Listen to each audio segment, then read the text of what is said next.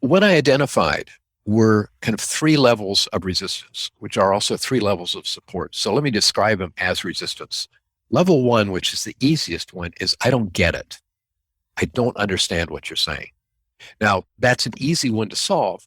The problem is sometimes we think people are resisting because it's level one and it's something else. And so what we do is we keep explaining it again and again and again. If they understand it, then the resistance is someplace else. Level two is I don't like it. And this is an emotional reaction based on fear.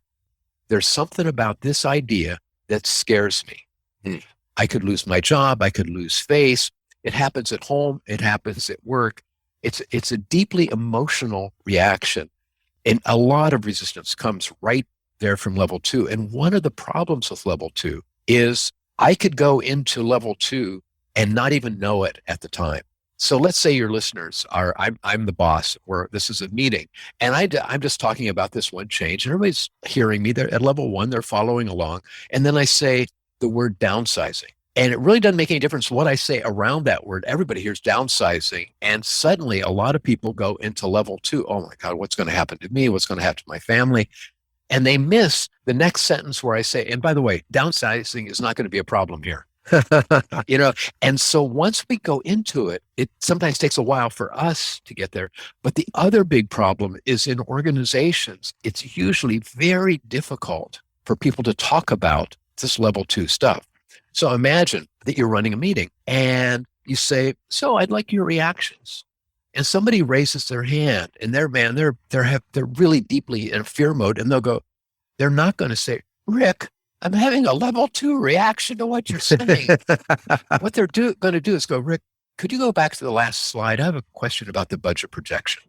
And somebody else says, could we pull up that timeline again? So I'm answering questions, and afterwards, we run into each other, and you go, "Hey, so Rick, how'd it go?" And I went really well. In fact, I left time for Q&A like you suggested. People asked good questions. I answered them. I think we're moving ahead. There was a mismatch in the language. So I've got, I don't get it. I don't like it. Level three is I don't like you. And what that really means is I don't have trust and confidence in you to lead something like this. Like if I'm the boss, I may be saying some idea that you're nodding your head. That makes sense. Yeah, boy, it'd be good for the organization. I could see that, how that'd be helpful. Oh, so you're going to support Rick? No way. The guy's a basket case. Every 2 months, he reads a new book. He comes up with a new idea, and then there's no follow through. So you may like me well enough. The problem is I have this reputation. And so it's up to me to demonstrate that I'm different than their perceptions. Hmm. So there's the comprehension wall. Yeah. There is the fear wall that rarely manifests as fear. Yes. And then the third one is a trust wall. So I can see being aware of all three of those can help us couch our messaging, approach things differently, not be maybe as frontal with people, and instead make it more collaborative in the process of seeking a better outcome.